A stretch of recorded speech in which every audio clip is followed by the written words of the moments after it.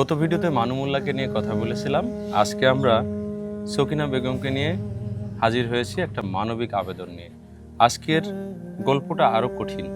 তো আজকে আমরা সকিনা বেগমের কাছ থেকে জানবো তার কি সমস্যা, এবং সেটা শুনেই আপনারা আশা করি মানুমুল্লাহর পাশে যেভাবে আপনারা ছিলেন ঠিক একইভাবে সকিনা বেগমের পাশেও আপনারা থাকবেন।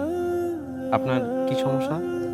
ব্রেস্টে টিউমার ক্যান্সার হয়ে গেছে। ক্যান্সার হয়ে গেছে। এখন কোন ডাক্তার দেখাচ্ছেন আপনি?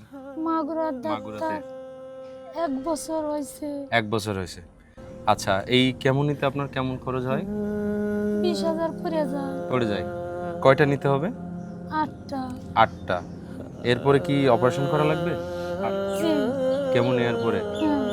আচ্ছা, তাহলে বুঝতে পারলেন ওনার কাছ থেকে আমরা যে তথ্যটা পেলাম, ওনার ব্রেস্ট ক্যান্সার। তো ক্যান্সার একটা মহামারী রোগ, আপনারা জানেন। এইটা থেকে মুক্তি পাওয়া খুবই কঠিন। তো তারপরেও মানুষ বেঁচে থাকার জন্য কত কিছুই না করে। আর এই মানুষগুলো যখন আমাদের ভিডিও দেখে এবং বাঁচার জন্য এই আকুতি যখন করে, তখন হৃদয়ের মধ্যে একটা অন্যরকম ঝড় বয়ে যায়।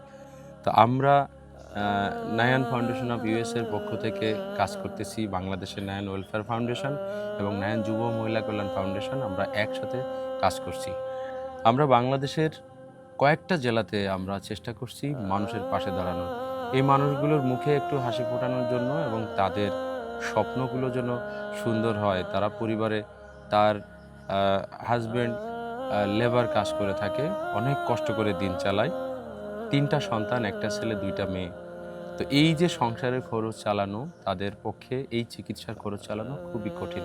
তো আপনারা যারা সহৃদয়বান ব্যক্তি আছেন, বিগত দিনের মতো যদি একটু সাড়া দেন এবং আমাদের সাথে যোগাযোগ করেও ওনাকে সাহায্য পৌঁছে দিতে পারেন, আমরা ওনার হাতে ওনার সাহায্যটুকু পৌঁছে দিব। এবং আমরা অবশ্যই আমাদের ফাউন্ডেশনের পক্ষ থেকে, আমাদের নায়ান ফাউন্ডেশন অফ ইউএসের পক্ষ থেকে ওনার পাশে থাকবো ইনশাল্লাহ।